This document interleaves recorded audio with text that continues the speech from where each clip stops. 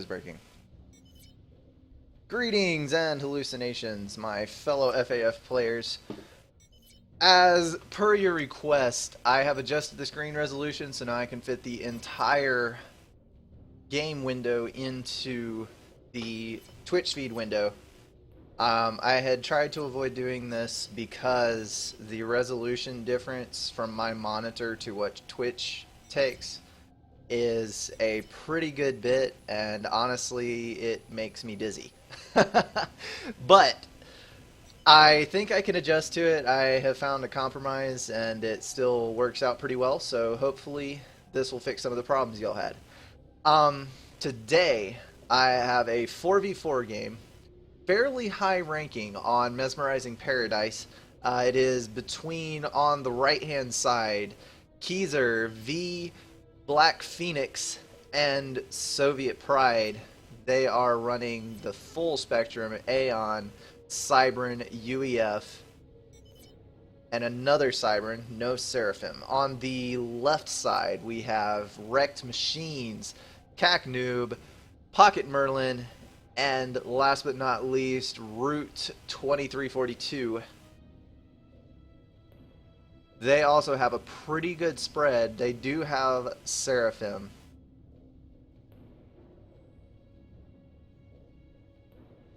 This map has a ton of mass in the center. Honestly, I'm not a huge fan of this map unless I have a team of 4 people that I know playing with me, because this mass can either be very, very good if you have a team strategy to work out, or it can end extremely badly if no one wants to take it and the other team gets it all.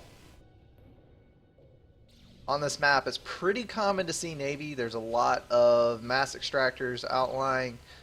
There is pretty readily accessible areas for land units. Hover's also pretty popular. I've seen just about everything on this map, so hopefully we are in for a treat, maybe see something unusual.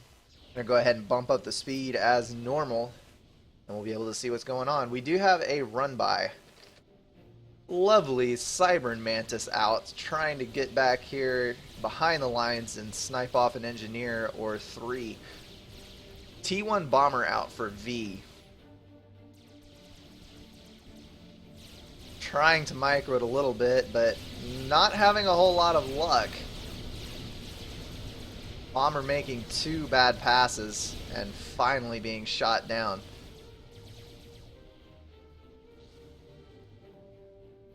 The Southern team seems to be doing a much better job of locking down their mexas than the North team is.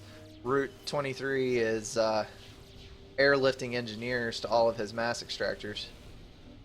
Excellent plan on his part. More T1 bombers out for the Northern team.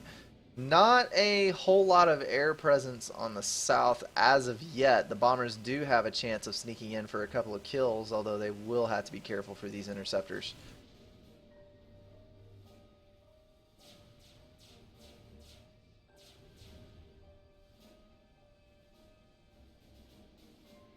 Soviet Pride is dropping an engineer for his topside mass extractors. This hill is inaccessible from the ground level.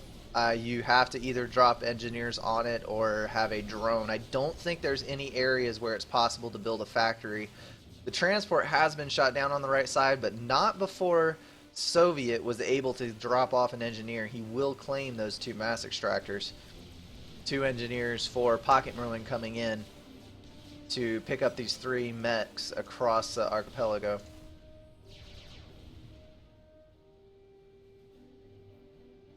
Right now, it is a 2 versus 1 situation in the center. If these 2 players were wary, they could force V back into the water and take the neck. It appears that is what they are going for.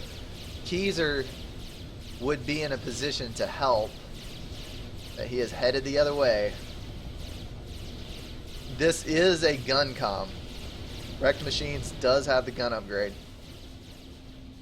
Pushing very aggressively with these tanks and the other ACU, trying to get everything pushed back, get a little more reclaim. Soviet Pride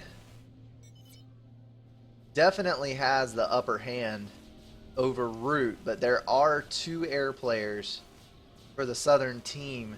Pocket Merlin has gone very strong on the interceptors, much stronger than V has.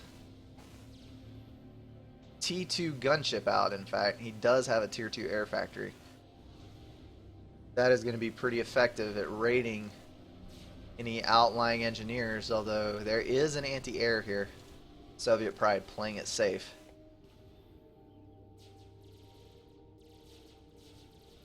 The right-hand side has claimed the entire North Island chain.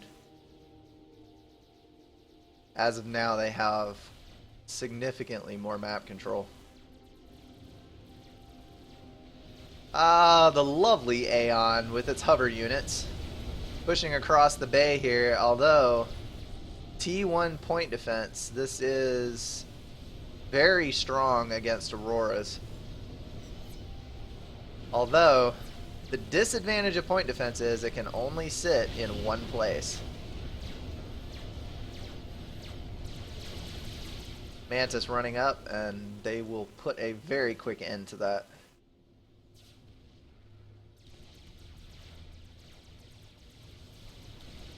T1 point defense going up on all of the chokes on the north side as well.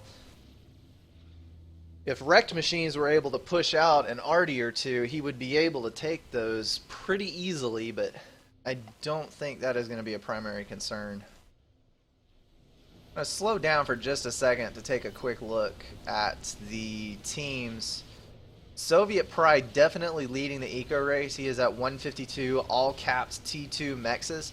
Black Phoenix doing pretty well on his front. He does have a large amount of T2 units.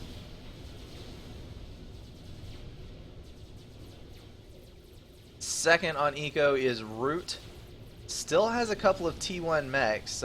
Really need to get all of your mechs T2 before you start capping, but I guess you will do what you will do. He has a tier 2 air factory as well. There is really no reason to move to tier 2 on Cybern until you're ready to tackle bigger things. Although Soviet Pride has made that move. Gonna bump this back up. I don't see anything really unorthodox. We do have tier 2 Navy pushed out by Soviet Pride. He does have less air, but these destroyers are going to be very strong on this map. Tremendous reach in from this bay can wipe out a lot of units and a lot of the base. T3 air out for Root. Root also has a naval factory back here. He is getting the tier 2 upgrade on that. And airdropping a group of blazes. Hate to say it, but I don't think that will do a whole lot of good. T2 Navy out for Keyser as well. He has a destroyer in the water. Lots of Wagners.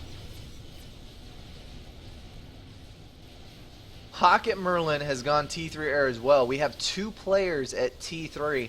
The Southern team has gone entirely air, and the North team has gone entirely naval, and it has paid off. Wagner is absolutely devastating when they come up out of the water. Cacnoob has been eliminated by the Wagner swarm. I suppose that is the water-based equivalent of the Mantis swarm. Lots of swarms for Cybern. Seems to be a common trait. Lovely thing about Salem's, if you wish, you can walk out of the water and avoid the torpedo bombers. I would not be putting my ACU in the water. This is not going to be good at all. 4 T3 bombers running safe, but barely. That is going to deny air cover, but we do have a cruiser out. As I was saying a few minutes ago, the Northern team has gone completely Navy, and the Southern team has gone all in for air. At this point, Navy is looking much stronger because of the close quarters. We have Tier 2 Aeon and Tier 2 Cybern, both of which have 80 range on their destroyers. They'll be able to reach out.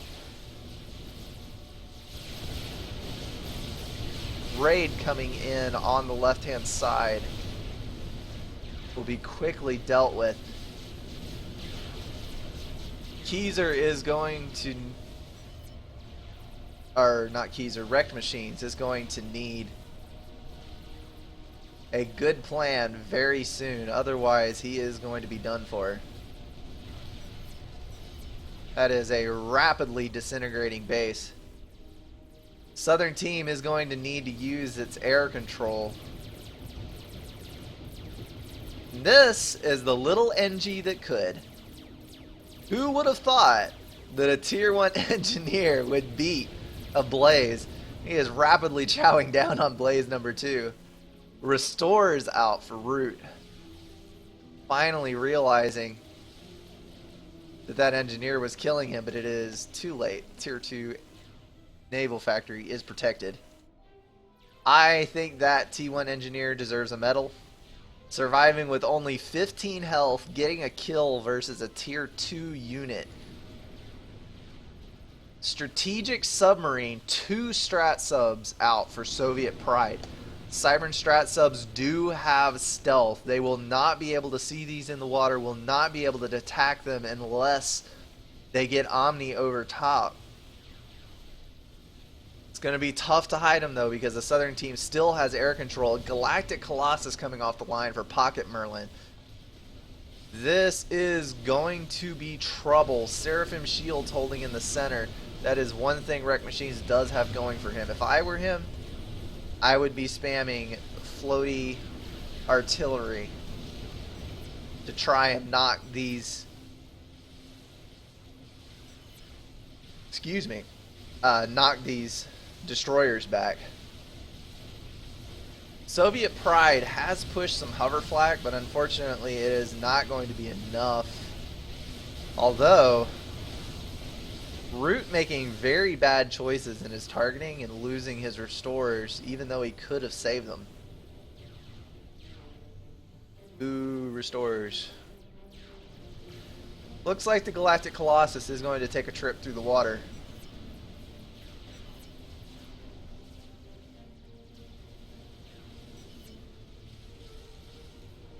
And the Blaze running all the way across the map.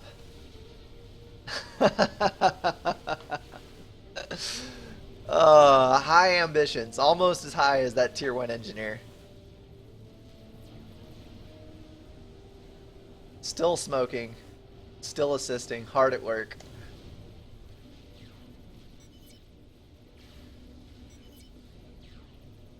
Tons of Tier 2 subs out.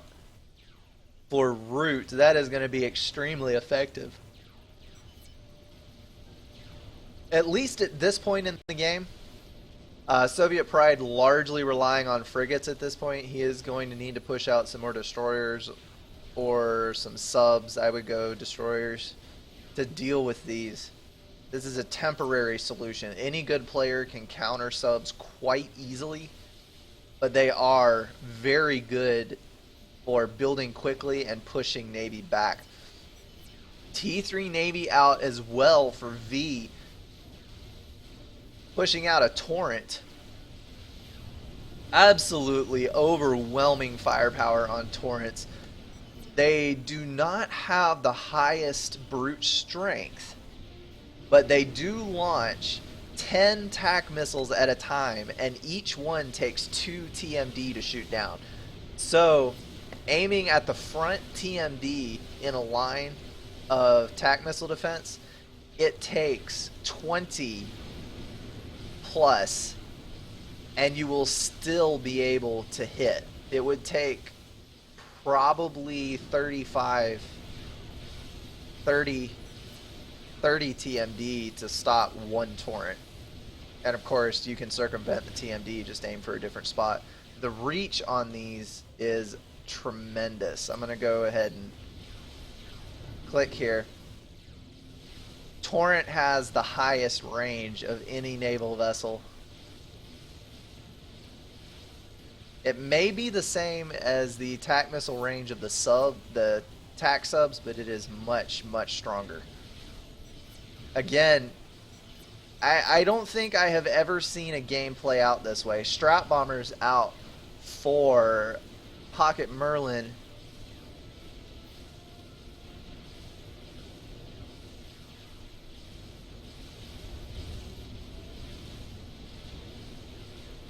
There is a GC out.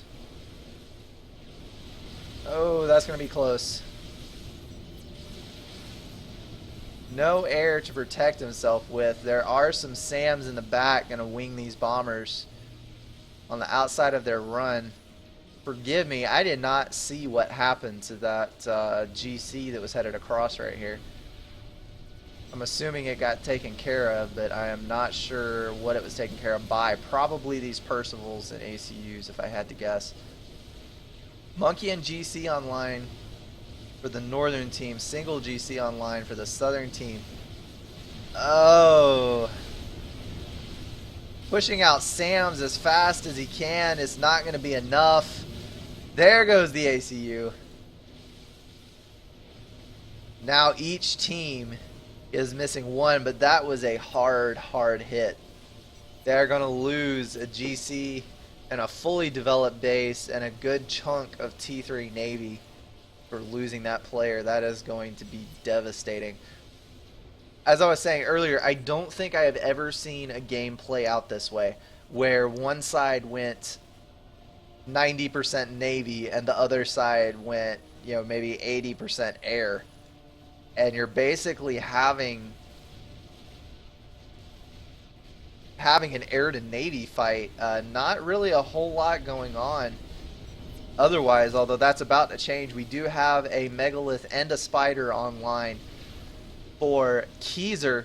That is going to pop out of the water here. There's a GC in the way, but between this group, these three units here, Salem, Monkey Lord, and Megalith, they will be able to deal with that easily.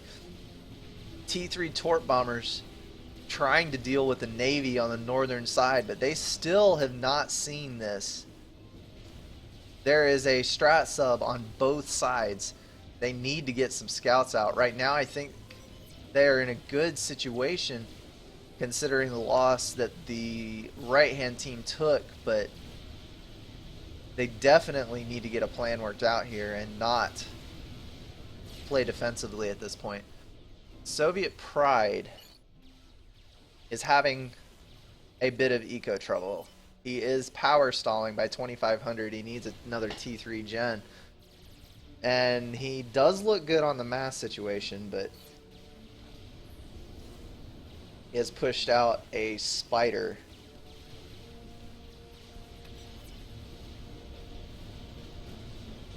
Massive wing of Strat Bombers out. Also a Yathatha. Yathatha NGC. That will be a dangerous group. Keezer pulling a brilliant little bit of micro, moving a Megalith backwards while still maintaining fire. Strat's coming in. Megalith is down. GC alive with 5,700 health. This is a major problem for the right side. So many Strat Bombers. Soviet Pride has been building ASF in his carriers, though. He now has a large wing. About 60 ASF. That is slightly less than Root,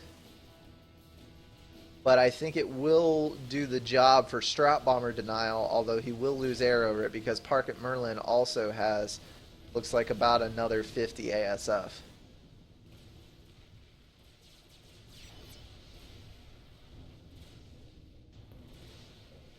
These Strat Bombers, or the strategic submarines, may decide this game. We have a nuke defense, but it is loaded. Let's see, loaded nuke defense for Pocket Merlin. I do not see a nuke defense for Root. I think he is taken for granted that Pocket Merlin will protect him since he is in front, and no nuke defense for the front. So given good scouting, Soviet Pride should be able to nuke the front player and the air player leaving Pocket Merlin's base. But that will depend on scouting. If he does not scout, he may waste a nuke.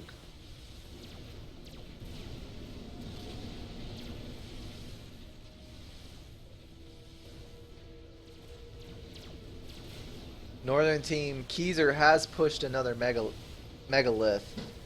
And that Monkey Lord taking the long trip around.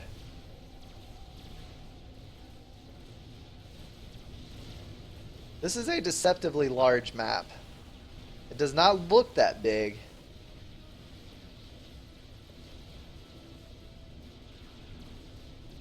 It does take some time to walk around though.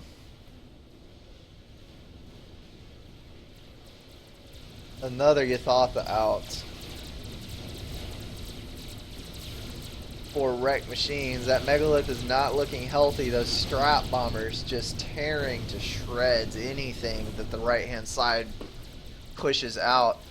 Pocket Merlin coming with another GC. That is 2 T4s on the field for the left.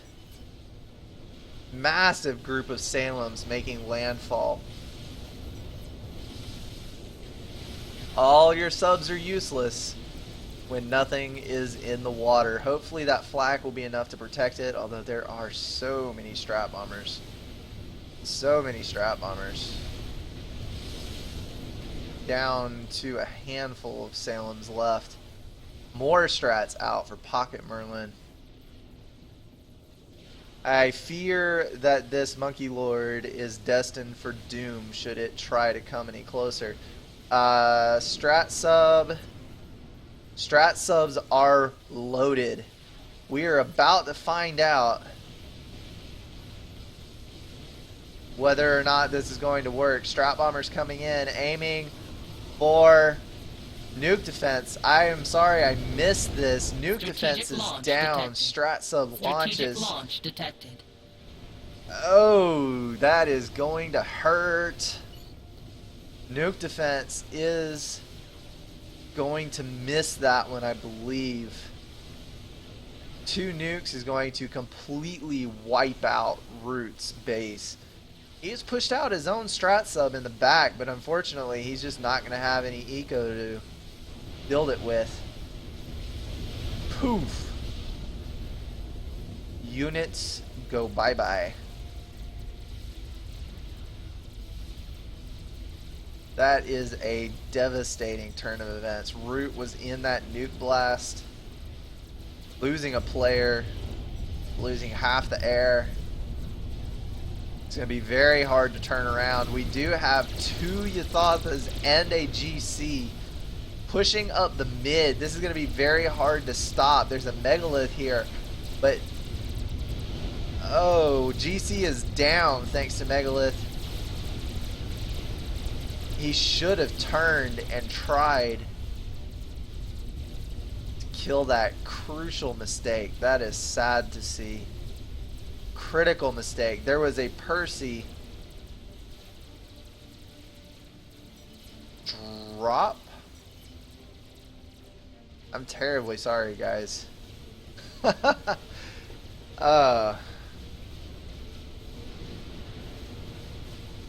I may have to go back and look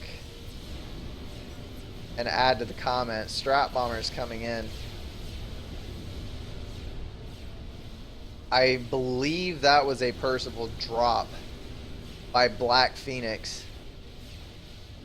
using their massive 1600 front-loaded damage just to punch a hole straight through to that ACU. Yeah, Percy snipe. That is exactly what it was. He dropped. Continental drop of Percival's. Wrecked his ACU.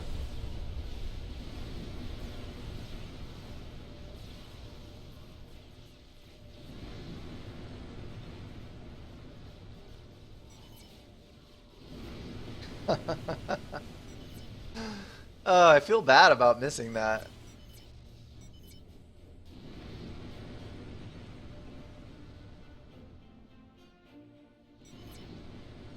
Strategic launch detected.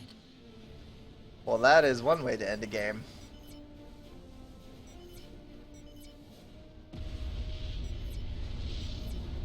Excellent play by both sides. I suppose, at least in this case, Navy wins over air, but I think that was more due to the stealthiness of the Cybern Navy getting those strat subs out where they could not be detected, pushing out to both sides and then coming into nuke. Stealth strat bombers taking out the nuke defense, just an excellent strategy. And at the very end, swatting a gnat with a sledgehammer. Driving that ACU to its doom with a nuke. Excellent, excellent. Well played, both teams. Thanks for watching, everybody.